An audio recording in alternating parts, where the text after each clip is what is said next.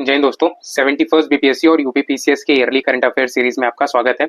इसके पहले मैंने 2 लेक्चर लिए हुए हैं करंट अफेयर्स पे, आप उसको देख सकते हैं। लिंक आपको डिस्क्रिप्शन में मिल जाएगा। अगर आपको ये सीरीज पसंद आ रही है तो प्लीज वीडियो को लाइक करें, चैनल को सब्सक्राइब कर लें और अगर चाहते हैं तो आप अपने स्टडी ग्रुप्स में शेयर करें, अपने दोस्तों के बीच में शेयर करें कि कोई तो करंट अफेयर्स माइंड मैप के थ्रू पढ़ा रहा है। ठीक है, आज का भी करंट अफेयर्स माइंड मैप के थ्रू कवर किया जाएगा। पूरे साल के करंट अफेयर्स को हम लोग माइंड मैप के थ्रू कवर करेंगे। ठीक है, चलिए शुरू करते हैं। तो आज बहुत सारे इंपॉर्टेंट टॉपिक हैं, जैसे स्टेट फॉरेस्ट रिपोर्ट के बारे में पढ़ना है, इसरो के सभी लॉन्च के बारे में भी जानना जरूरी है, 58 और 57 जो टाइगर रिजर्व है उसके बारे में भी देखेंगे। साथ में हम लोग नेशनल वाटरवे स्कीम क्या है, क्योंकि जो चीजें इंपॉर्टेंट होती हैं जैसे नेशनल वाटरवे स्कीम हो गई, हो सकता है पूछ दे। स्टेट फॉरेस्ट रिपोर्ट से क्वेश्चन बनना ही बनना है, ये तो फॉर श्योर है। तो शुरू हम लोग स्टेट फॉरेस्ट रिपोर्ट से ही करते हैं। तो स्टेट फॉरेस्ट रिपोर्ट 2023 आ चुकी है। अब ये कौन सी भी रिपोर्ट है, ये है आपकी 18th रिपोर्ट। कौन सी मिनिस्ट्री ये लाती है, तो ministry of forest, environment and climate change लाती है। इंपॉर्टेंट है कि स्टेट फॉरेस्ट रिपोर्ट आई है 2023 की। कौन सी भी रिपोर्ट है, ये 18th रिपोर्ट है। कौन लाता है, ministry of environment climate change. ठीक है, अब क्या ये ईयरली रिपोर्ट है आपकी, तो नहीं, ये हर 2 साल पे रिपोर्ट आती है। तो लास्ट रिपोर्ट कब आई थी, 2021 में आपकी ये रिपोर्ट आई थी। अब 2021 की रिपोर्ट आई थी, अब 2023 की रिपोर्ट आई है आपका 2025 में। तो हम लोग कंपेयर क्या करेंगे, 2023 और 2021 के हिसाब से देखेंगे कि इन 2 सालों के बीच में कितना फॉरेस्ट का ग्रोथ हुआ है, कितने कौन से स्टेट में सबसे ज्यादा ग्रोथ हुई है, कौन से स्टेट में सबसे कम ग्रोथ हुई है। ये चीज देखेंगे, लोवेस्ट ग्रोथ हाईएस्ट ग्रोथ देखेंगे, ग्रोथ रेट देखेंगे।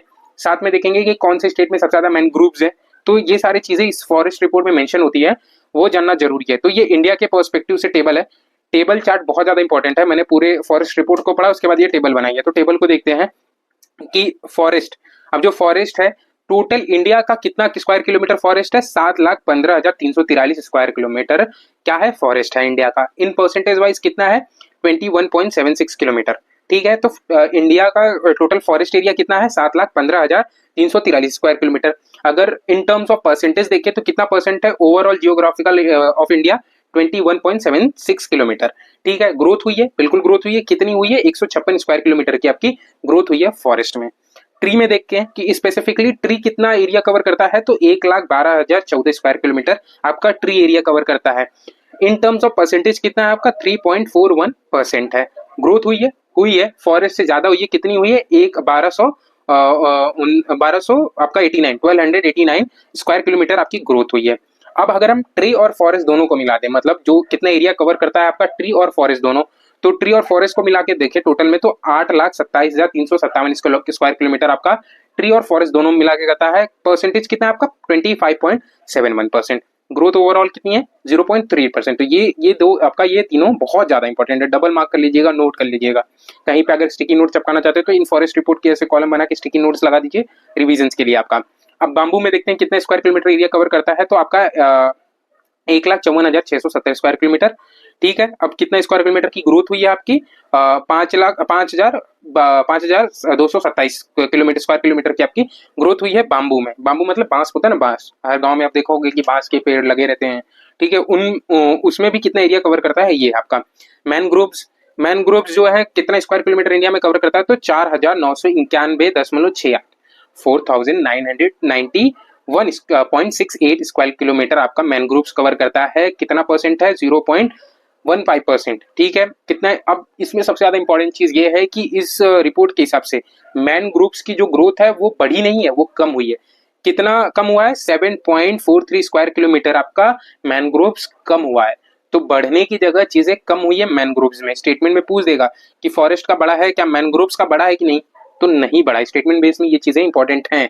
ठीक है, अब और चीजें इसमें क्या जान सकते हैं हम लोग कि टॉप 3 स्टेट बताओ कौन से ऐसे कि जो एरिया वाइज सबसे ज्यादा फॉरेस्ट कवर करते हैं। कौन कौन से हैं, एक तो आपका मध्य प्रदेश, फिर उसके बाद अरुणाचल प्रदेश, फिर आपका छत्तीसगढ़। ये 3 नाम है, इस तरह से नोट कर लीजिए। मध्य प्रदेश, अरुणाचल प्रदेश और छत्तीसगढ़, 3 ऐसे स्टेट है जहां पे सबसे ज्यादा फॉरेस्ट है। स्क्वायर किलोमीटर के हिसाब से कितना है, स्क्वायर किलोमीटर के हिसाब से कितना है मध्य प्रदेश में आपका, 77,073 स्क्वायर किलोमीटर आपका मध्य प्रदेश में है, मतलब 77,073। आपका 65,882 आंध्र प्रदेश में, हाँ अरुणाचल प्रदेश में है, और छत्तीसगढ़ में आपका 5 लाख, ये इतना है। ठीक है, आप ये चीजें देख सकते हैं। अब और चीजें क्या जान सकते हैं कि टॉप 3 स्टेट जो in terms of percentage percentage के हिसाब से कौन से स्टेट में सबसे ज्यादा फॉरेस्ट है, वो हो गया आपका लक्षद्वीप। लक्षद्वीप में लगभग पूरे जियोग्राफिकल का 91.33% फॉरेस्ट से कवर है। फिर दूसरे नंबर पे मिजोरम में 85.34%। अंडमान निकोबार में कितना है, 81.62%। तो ये याद रखना कि इन टर्म्स ऑफ परसेंटेज में कौन से तीन स्टेट है, आपका लक्षद्वीप हो गया, मिजोरम हो गया, अंडमान निकोबार हो गया। एरिया के हिसाब से, स्क्वायर किलोमीटर के हिसाब से आपका मध्य प्रदेश, अरुणाचल प्रदेश और आपका छत्तीसगढ़, ये तीन स्टेट हो गए। अब टॉप 3 ऐसे कौन से स्टेट हैं जहां पे फॉरेस्ट और ट्री मिला के दोनों में सबसे ज्यादा, या अगर फॉरेस्ट और ट्री को मिला दे तो सबसे ज्यादा टॉप 3 स्टेट कौन से है, तो वो है आपका पहले तो एमपी हो गया, फिर अरुणाचल प्रदेश हो गया, फिर महाराष्ट्र हो गया। ये 3 स्टेट हैं, इतना याद रहेगा आपको। अब और चीजें क्या जाननी है इसमें, और चीजें क्या इंपॉर्टेंट है कि इसमें टॉप 3 स्टेट में फॉरेस्ट ग्रोथ, कौन से ऐसे 3 स्टेट है टॉप 3 स्टेट जहां पे फॉरेस्ट की ग्रोथ हुई है सबसे ज्यादा, आपका मिजोरम, गुजरात और उड़ीसा। उड़ीसा आपका पहले नंबर पे मिजोरम है, दूसरे नंबर पे गुजरात है, तीसरे नंबर पे उड़ीसा है। इन 3 स्टेट में आपकी फॉरेस्ट की ग्रोथ हुई है, ठीक है। अब और चीजें क्या है कि फॉरेस्ट और ट्री में सबसे ज्यादा कहाँ पे ग्रोथ हुई है, अगर फॉरेस्ट और ट्री दोनों को मिला दे, कंबाइन कर दे, तो कहाँ पे सबसे ज्यादा ग्रोथ हुई है, वो ये है छत्तीसगढ़, उत्तर प्रदेश और उड़ीसा। देखिए यहाँ पे उत्तर प्रदेश अगर मेंशन है तो उत्तर प्रदेश का स्क्वायर किलोमीटर याद कर लीजिए, कितना ट्री और फॉरेस्ट को मिला के ग्रोथ हुई है, तो 559 स्क्वायर किलोमीटर आपकी ग्रोथ हुई है। डेटा बहुत इंपॉर्टेंट है इसमें। अब और चीजें क्या जाननी है कि मैनग्रोव्स में टॉप 3 स्टेट कौन से हैं जहां पे सबसे ज्यादा मैनग्रोव्स हैं, वो है वेस्ट बंगाल, गुजरात और अंडमान निकोबार। तो ये देखा जाएगा कि ये तीनों स्टेट तटीय स्टेट है, मतलब आपका कोस्टल एरिया है। तो तीनों कोस्टल एरिया में आप याद रखेंगे कि वेस्ट बंगाल, गुजरात और अंडमान निकोबार में सबसे ज्यादा मैनग्रोव्स है, ठीक है। मैनग्रोव्स ग्रोथ नहीं हुआ, कम हुआ है, कितना 7.6 स्क्वायर किलोमीटर की ग्रोथ कम हुई है। अब और चीजें इंपॉर्टेंट क्या है इसमें, जो चीजें यहाँ पे नहीं मेंशन है, तो पहली चीज है कि आपका, एक सेकेंड, पहली चीज आपका इंपॉर्टेंट ये है कि मध्य प्रदेश एक ऐसा स्टेट है जहां पे जो फॉरेस्ट का ग्रोथ है वो सबसे कम है।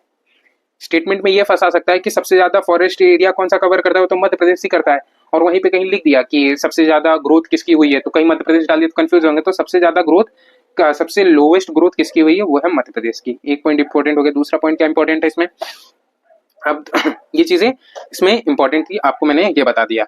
हाँ, अब एक और चीज इसमें इंपॉर्टेंट है कि इंडिया में एक टारगेट है कि हर स्टेट में 33% प्लस फॉरेस्ट होना चाहिए, फॉरेस्ट एरिया कवर होना चाहिए हर स्टेट में 33%। अब 33 वाला ये जो कॉन्सेप्ट है, ये सिर्फ 19 स्टेट और यूटीज कवर करते हैं। मतलब हमारे देश में कुल आपका 28 स्टेट है और प्लस यूटीज हैं, तो उसमें से 19 स्टेट और ऐसे यूटीज हैं जहां पे ये 33% वाला टारगेट कवर होता है। और इन 19 में से 9 ऐसे स्टेट और यूटीज हैं जहां पे मोर देन 75% ऑफ फॉरेस्ट है। उनमें से टॉप 3 कौन से हैं, लक्षद्वीप है, मिजोरम है, अंडमान निकोबार है। याद रहेगा कि 75% मोर देन टॉप 3 में कौन से आते हैं, लक्षद्वीप, मिजोरम और अंडमान निकोबार। 33% से ज्यादा फॉरेस्ट कौन कितने स्टेट में है, स्टेट और यूटीज में 19 में। इंपॉर्टेंट था, ये पॉइंट कवर हो गया आपका। अब आगे बढ़ते हैं, कौन सा है, इसरो का जो 100वां लॉन्च है, 100th लॉन्च ऑफ इसरो, कौन सा था, एनवीएस, आपका एनवीएस 02। एनवीएस 02 क्या है, एक नेविगेशन सैटेलाइट सिस्टम है, ठीक है। अब ये 100th लॉन्च कहाँ से लॉन्च किया गया, श्री हरिकोटा सतीश धवन जो स्पेस सेंटर है इंडिया का, रॉकेट लॉन्चिंग पैड है, वहां से लॉन्च किया गया एनवीएस 02।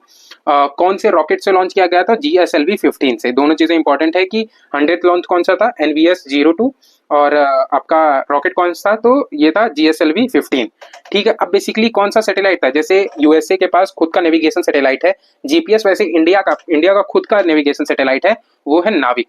तो नाविक जो है उसके संदर्भ में जो पहला नाविक जो लॉन्च किया गया था, पहला नेविगेशन सैटेलाइट इंडिया का लॉन्च किया गया था एनवीएस 01 2020, वो लॉन्च किया गया था 2023 में। कौन से रॉकेट से, जीएसएलवी 12 से। तो ठीक है। अब इसमें एक चीज और इंपॉर्टेंट कि जो इंडिया का 100th लॉन्च था ये सक्सेसफुल नहीं था, ये अनसक्सेसफुल था, क्योंकि एनवीएस को लॉन्च किया गया और जीटीओ में जो एक ऑर्बिट है, जीटीओ में जाने के बाद एक थ्रस्ट दिया जाता है, तो जाके मेन ऑर्बिट में ये सेटल होता है, लेकिन वहां पे ये थ्रस्ट नहीं मिल पाया, इसको नहीं हो पाया प्रॉपर, तो ये एक अनसक्सेसफुल मिशन रहा, ठीक है। NVS 02 was unsuccessful mission. India का 100th लॉन्च कौन सा, एनवीएस 02, एक नेविगेशन सैटेलाइट सिस्टम का लॉन्च था, ठीक है। अब एक चीज और जाननी कि जैसे इंडिया के पास नाविक है, तो और भी कंट्रियों के पास ऐसे कौन कौन मतलब नेविगेशन सिस्टम है, तो यूएसए के पास जीपीएस है, ठीक है, और यूरोप के पास गैलीलियो है, ग्लांस किसके पास है, ग्लैनस किसके पास है, रसिया के पास, व्यूदाऊ चाइना के पास है। तो क्वेश्चंस कैसे बन सकता है कि आप एमटीएफ ले लो, मैच दी फॉलोइंग में ऐसे पूछ देगा कि एक तरफ कंट्री का नाम दे दिया, दूसरी तरफ आपका सैटेलाइट नेविगेशन सिस्टम का नाम दे दिया, तो आपका कंट्री होगा यूएसए, फिर उसके बाद उसका दे दिया, अब यहीं पे दे दिया गैलीलियो, ये मेंशन कर दिया, यूरोप, ये मतलब कंट्री के नाम दे दिए, इसमें इंडिया गड़ा दिया, तो मैच द फॉलोइंग के रूप में पूछ देगा ये। तो ये इंपॉर्टेंट टॉपिक है, आप इसको नोट डाउन कर लीजिएगा। अब आगे क्या है कि जम्मू कश्मीर से सोनमर्ग, जम्मू एंड कश्मीर सोनमर्ग टनल। अब जम्मू कश्मीर सोनमर्ग टनल क्या है, ठीक है। अब ये जो टनल है इसका पुराना नाम क्या था, जेड मोर्च टनल, क्योंकि जो ये टनल है ये थोड़ा सा जेड टाइप का है, तो इसका जो पुराना नाम था वो जेड मोर्च टनल था, जेड मोर टनल था। बाद में नाम चेंज करके इसका रख दिया गया सोनमर्ग टनल। तो याद रखिए कि सोनमर्ग टनल का पुराना नाम क्या था, जेड मोर टनल था। कौन से ईयर में ये प्रोजेक्ट स्टार्ट हुआ था, तो ये प्रोजेक्ट स्टार्ट हुआ था आपका 2015 में। अब सबसे ज्यादा इंपॉर्टेंट पॉइंट है कि ये कितने लेंथ है इसकी, तो ये है 6.5 किलोमीटर की लेंथ है। तो जम्मू कश्मीर सोनमर्ग टनल की जो लेंथ है वो कितनी है, 6.5 किलोमीटर। अब इसी की तरह एक और टनल बनाया जा रहा है, जोजिला टनल, जो कंप्लीट होगा आपका 2026 में, ठीक है। तो जोजिला टनल कब कंप्लीट हो जाएगा, 2026। जो सोनमर्ग टनल है वो किसकी लेंथ कितनी है, 6.5 किलोमीटर है। कौन सी ईयर में स्टार्ट हुआ था, 2015 में। इसका पुराना नाम क्या था, जेड मोर टनल। इतना इंपॉर्टेंट है ये दोनों, ये चीजें बस, इससे ज्यादा कुछ पढ़ना नहीं, क्योंकि लोग मतलब बड़े बड़े चीजें ज्यादा ज्यादा मतलब एक घंटे का वीडियो देख के मतलब नहीं है। अब माइंड मैप में मैं पूरा कवर करा दे रहा हूँ सिंपल और स्वीट तरीके से। अब आते हैं एक और टॉपिक के ऊपर कि 58th and 57th tiger reserve, ठीक है। अब तक इंडिया में कुल कितने, अब टोटल इंडिया में कितने टाइगर रिजर्व है, टोटल 58 टाइगर रिजर्व है। पहले तो एक क्वेश्चन यही से बन गया कि इंडिया में सबसे ज्यादा टाइगर रिजर्व कुल कितने टाइगर रिजर्व है, तो कुल 58 टाइगर रिजर्व है। अब 58वां टाइगर रिजर्व कौन सा है, माधवगढ़, और 57th कौन सा है, रतपन्नी, ठीक है। इन तो ये दोनों कहाँ के हैं, ये दोनों एमपी के हैं, ठीक है। मध्य प्रदेश के दोनों टाइगर रिजर्व है। तो मध्य प्रदेश में कुल कितने टाइगर रिजर्व है, 9 टाइगर रिजर्व है। तो सबसे ज्यादा टाइगर रिजर्व मध्य प्रदेश में ही है। और क्या है इसमें कि ये जो माधवगढ़ है ये कितना है, कितना एरिया कवर करता है, तो 37523, ठीक है, 37,523.34 हेक्टेयर एरिया कवर करता है। कोर एरिया कितना है, 375 स्क्वायर किलोमीटर। तो दोनों का एरिया याद करना कि माधवगढ़ का कितना एरिया है और कोर एरिया कितना, कोर एरिया याद कर लोगे तो चलेगा 375 स्क्वायर किलोमीटर, ठीक है। मध्य प्रदेश में कुल कितने टाइगर रिजर्व है, 9 टाइगर रिजर्व है। 57th टाइगर रिजर्व कौन सा है, रतपन्नी। 58 कौन सा है, माधवगढ़ है, ठीक है। अब और चीज याद करनी कि 56th टाइगर रिजर्व है, कौन सा था, गुरु घसीदास तैमूर पिंगला। कहाँ का है ये, छत्तीसगढ़ का है। छत्तीसगढ़ में कुल कितने टाइगर रिजर्व है, 4 टाइगर रिजर्व है। याद रहेगा कि छत्तीसगढ़ में कुल कितने टाइगर रिजर्व है, 4 टाइगर रिजर्व है।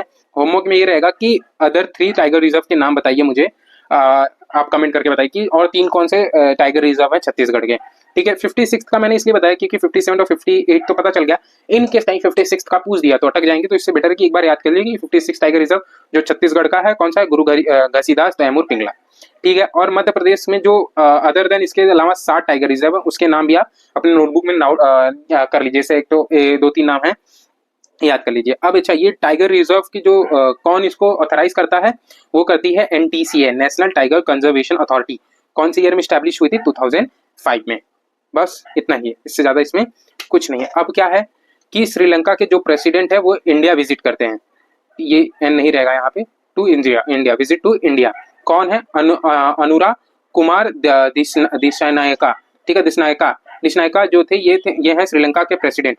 तो आपको पता है कि श्रीलंका में जो हुआ था उसके बाद ये प्रेसिडेंट बनते हैं और ये इंडिया की इनकी पहली विजिट होती है। इंडिया आते हैं, इंडिया के साथ बायलैटरल टॉक करते हैं, कई सारे एमओयू साइन करते हैं। एक अच्छी बात है कि हमारा पड़ोसी देश सामने से आ रहा है हमारे साथ और इन मतलब बातचीत करना चाहता है कि और रिलेशंस बढ़ाना चाहता है, ना कि अदर देशों के पास चला जाए, ठीक है। तो अच्छी बात है। अब क्या हुआ कि जो ये श्रीलंका है इसके पास है IORA का चेयरमैनशिप, तो इंडियन ओशियन रिम एसोसिएशन, ठीक है। अब इसकी चेयरमैन किसके पास है, ये श्रीलंका के पास। अब श्रीलंका बोल रहा है कि नेक्स्ट चेयरमैन कौन होना चाहिए, वो होना चाहिए इंडिया। तो इसलिए ये मीटिंग के ड्यूरेशन में ये बात हुई, तो इसलिए ये इंपॉर्टेंट हो जाता है कि इंडियन ओशियन रिम एसोसिएशन के बारे में जानना जरूरी है। तो एक एसोसिएशन है, ठीक है, उसका हेडक्वार्टर कहाँ है, एम्बनी मॉरिशस में है, ठीक है। हेडक्वार्टर कहाँ पे है, मॉरिशस में है। कौन सी ईयर में ये स्टैब्लिश हुआ था, तो 1997 7 मार्च को स्टैब्लिश किया गया था ये। कुल कितने मेंबर हैं, 23 मेंबर है। ये हो गया। अब AI के बारे में आ जाते हैं। AI के बारे में तो हमारे जो मिनिस्टर हैं अश्विनी वैष्णव जी, IT मिनिस्टर, तो उन्होंने लॉन्च किया है AI कोसा, AI कंप्यूटर पोर्टल और AI फाउंडेशन मॉडल, ठीक है। अब AI कोसा क्या है कि ये एक डेटा प्रोवाइड करेगा to develop any AI model, ठीक है। एक बोलते हैं ना कि वेरीफाइड डेटा प्रोवाइड करेगा, एक स्पेसिफिक डेटा प्रोवाइड करेगा जो लोगों को मदद करेगा टू डेवलप AI मॉडल, ठीक है। ये हो गया AI कोसा। अब AI कंप्यूटर पोर्टल क्या है कि AI कंप्यूटर पोर्टल के थ्रू जो स्टार्टअप्स हैं, जो लोग डेवलप करना चाहते हैं AI, उनके लिए एक 18,000 जीपीयू और क्लाउड स्टोरेज का एक्सेस मिलेगा थ्रू एआई कंप्यूटर पोर्टल। ठीक है, कितना का? 18,000 जीपीयू और क्लाउड स्टोरेज का आपको आपको एक्सेस मिलेगा, जो लोग स्टार्टअप करना चाहते हैं, ताकि इंडिया में इंडिजीनियस एआई मॉडल्स तैयार हों, इसके लिए गवर्नमेंट ये सब करना चाहती है। ठीक है, अब फाउंडेशन मॉडल भी तैयार किया जाएगा like chat GPT. Chat GPT क्या है कि एक एलएलएम है, लार्ज लैंग्वेज मॉड्यूल है। बेसिकली क्या करता है कि it's a learning module. Chat GPT हमेशा सीखता रहता है, अपने आप को अपडेट करता रहता है, जो इन्फॉर्मेशन हम उसको देते हैं वो उसको गैदर करता है, स्टोर करके रखता है और फिर समय के साथ अपने आप को इवॉल्व करते जाता है। ठीक है, तो चैट जीपीटी बेसिकली एक एलएलएम है, लार्ज लैंग्वेज मॉड्यूल है। ये हो गया आपका यहाँ तक। अब आगे बढ़ते हैं। आगे में दो इंपॉर्टेंट है। एक इंपॉर्टेंट क्या है आपका, ये बहुत ज्यादा इंपॉर्टेंट है, नेशनल वाटरवेज स्कीम। अब ये नेशनल वाटरवेज स्कीम क्या है? बेसिकली नेशनल वाटरवेज स्कीम ये है कि आपका जो नेशनल वाटरवेज हैं, जैसे कि नेशनल वाटरवेज 1 और नेशनल वाटरवेज 2, 3 ऐसे। ठीक है, जैसे नेशनल वाटरवेज कौन सी है? गंगा रिवर। इन जो हम डेवलप कर रहे हैं तो इनका यूटिलाइज हो सके, मतलब कार्गो शिप होती है ना, उनका ये नेशनल वाटरवेज का यूज करके तो कार्गो एक जगह से दूसरी जगह पे ले जा सके, इसलिए स्कीम लाई गई। अब ठीक है, अब इस स्कीम के थ्रू 3 वाटरवेज का यूज किया जाएगा। नेशनल वाटरवे 1 जो गंगा रिवर है, नेशनल वाटरवे 2 जो ब्रह्मपुत्र में है, नेशनल वाटरवे 16 जो बारक रिवर है। तो यहीं से क्वेश्चन पूछ देगा कि जो नेशनल वाटरवे स्कीम है उसके अंतर्गत उसके अंतर्गत जो 3 नेशनल वाटरवेज है वो कौन से है? तो डाल दिया अगर नेशनल वाटरवेज 1, नेशनल वाटरवेज 2 और नेशनल वाटरवेज 3, और फिर नेशनल वाटरवेज 16 डाल दिया, और इसमें से कौन सा रॉन्ग है?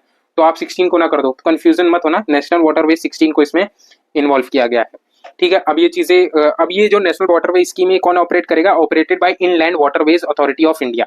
ठीक है, कौन ऑपरेट करेगा? Operated by inland waterways authority of India. कौन कौन से वाटरवेज है? National waterway 1, national waterway 2, national waterway 16 में नेशनल वाटरवे कौन सा है? गंगा रिवर। नेशनल वाटरवे कौन से? ब्रह्मपुत्र 2 जो है ब्रह्मपुत्र है, 16 कौन सा है? बारक रिवर है।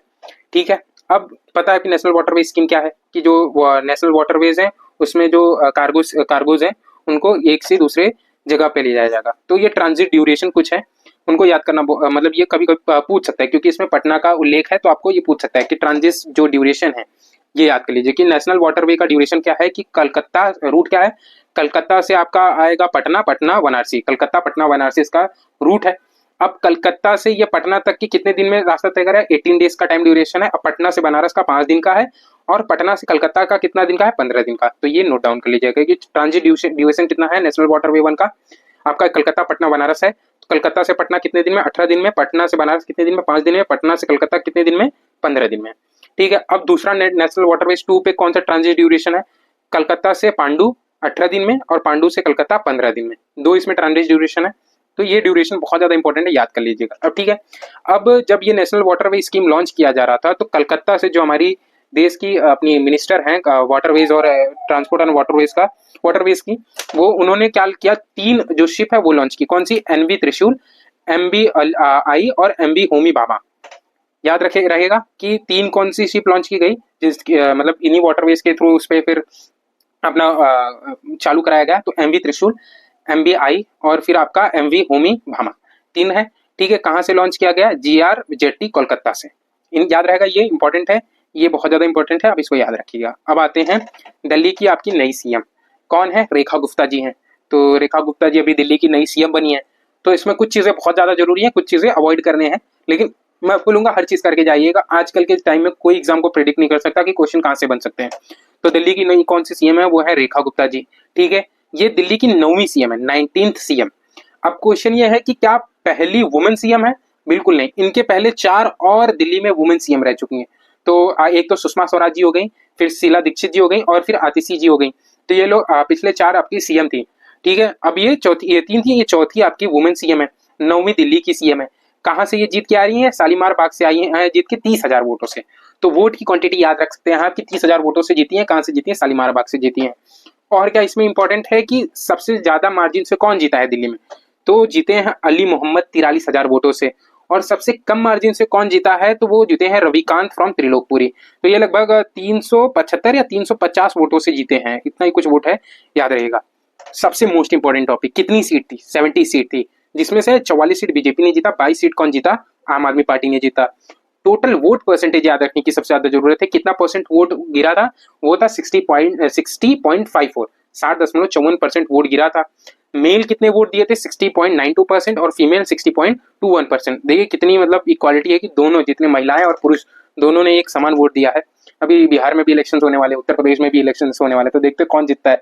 अगर कमेंट बॉक्स में बताओ भाई कौन जीतेगा, कौन लगता है कौन जीतेगा बिहार में? अपने नीतीश जी फिर से आएंगे या फिर यूपी में योगी जी फिर से आएंगे? तो कर लीजिएगा, एक बार देख लीजिएगा।